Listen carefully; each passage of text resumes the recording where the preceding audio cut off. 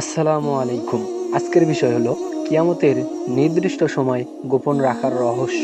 আল্লাহ তাআলা কেন এই কিয়ামতের সময় গোপন রেখেছেন এবং কাউকে কেন জানাননি? কখন হবে কিয়ামত? কিয়ামত এই দিনকে কোরআনের ভাষায় বিভিন্ন নামে উল্লেখ করা হয়েছে। কোথাও কোথাও আখিরাতের দিবস, আবার কোথাও কোথাও বিচার দিবস, আবার কোথাও কোথাও মহান দিবস, আবার কোথাও কোথাও মহাপ্রলয় ইত্যাদি। কোরআন মাজিদের এমন কোনো পাতা খুঁজে কমই পাওয়া যাবে যেখানে পরকালের অর্থাৎ কিয়ামত দিবসের কথা আলোচিত হয়নি। কারণ কিয়ামত দিবস এবং পরকালের প্রতি বিশ্বাস ঈমানের অন্যতম গুরুত্বপূর্ণ রুকন।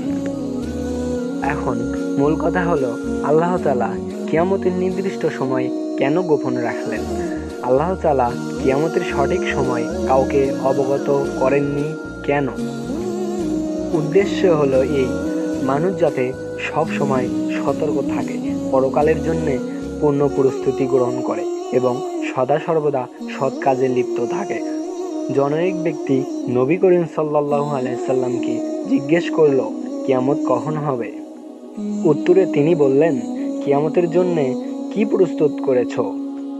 সে বলল, কোনো কিছুই প্রস্তুত করিনি, তবে আমি আল্লাহকে ভালোবাসি এবং আল্লাহর রাসূলকে ভালোবাসি। তখন নবী করিম সাল্লাল্লাহু আলাইহি সাল্লাম তাকে বললেন, তুমি যাকে ভালোবাসো কিয়ামতের দিন তুমি তার সাথেই থাকবে। আনাস রাদিয়াল্লাহু আনহু বলেন, আমরা এ কথা শুনে যতটা খুশি হলাম তত খুশি আর কখনো হইনি। আনাস রাদিয়াল্লাহু আনহু আরও বলেন, আমি নবীকে ভালোবাসি, আবু বকরকে ভালোবাসি এবং ওমরকে ভালোবাসি। আশা করি তাদেরকে ভালোবাসার কারণে আমি তাদের সাথেই থাকব, যদিও আমি তাদের ন্যায় আমল করতে পারি না। মোট কথা হলো, হাদিস থেকে আমরা যা অবগত হলাম তা এই যে কিয়ামত কখন হবে তা নিয়ে গবেষণা করা অনর্থক। কিয়ামতের জন্যে প্রস্তুতি গ্রহণ করা এবং সদা সর্বদা অনুগত্যের কাজে লিপ্ত থাকাই প্রতিটি মুমিন ব্যক্তির একান্ত করণীয়।